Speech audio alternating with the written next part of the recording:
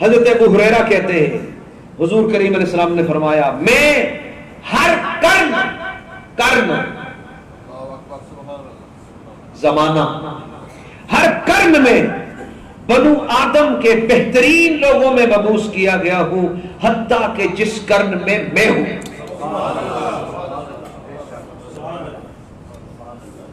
حضرت واصلہ بن الاسقع رضی اللہ عنہ کہتے ہیں کہ رسول اللہ صلی اللہ علیہ وسلم نے فرمایا اللہ نے ابراہیم کی اولاد میں سے اسماعیل کو فضیلت دی، اسماعیل کی اولاد میں سے بنو کنانہ کو فضیلت دی، بنو کنانہ میں سے قریش کو فضیلت دی، قریش میں سے بنو ہاشم کو فضیلت دی، اور بنو ہاشم میں سے مجھ محمد کو فضیلت عطا فرمائی۔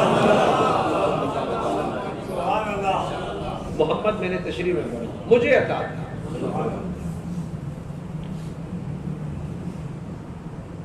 تو اس آیت مبارکہ میں رسول پاک علیہ السلام کی 5 صفات کو رب نے بیان کیا۔ پہلی، تم ہی میں سے آئے،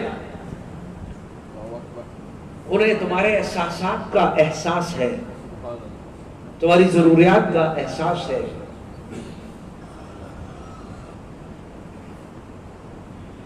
عزیز علیہ ما عنتم، تمہارا مشقت میں پڑنا انہیں بڑا گراں گزرتا ہے جب تم تکلیف میں نہ پڑو۔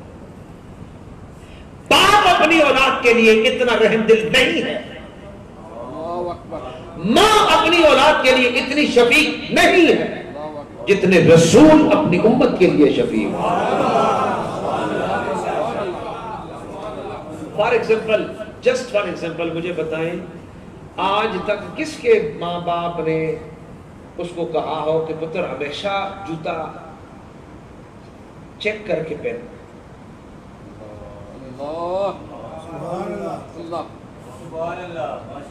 حالانکہ وہ کتنے شفیق ہیں، یہ اندھیرے میں باہر نہ چلے جانا، اے مطلب روڈ تیار نہ کراس کرنا، اے فلانا کرنا، اے فلانا کرنا، اے فلانا کرنا، لیکن اتنی چھوٹی سی بات۔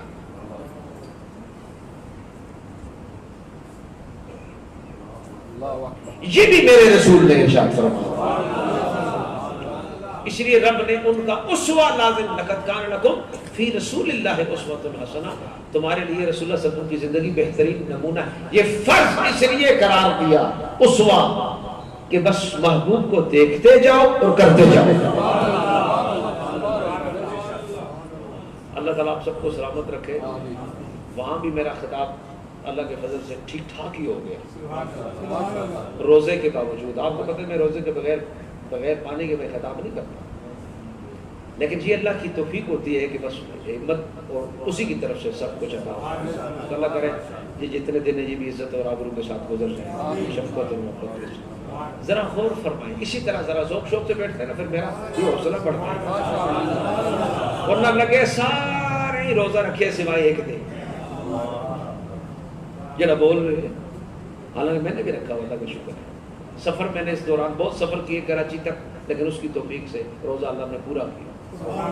اس لیے ماشاءاللہ مجھے کہنے کی ضرورت نہیں پڑتی، جو میں اگلی بات کرنے لگا ہوں، ہر ادا کو میرے پیغمبر اور میرے رسول کی ہر ادا کو اپناؤ۔ اور صحابہ نے کیسے اپنایا؟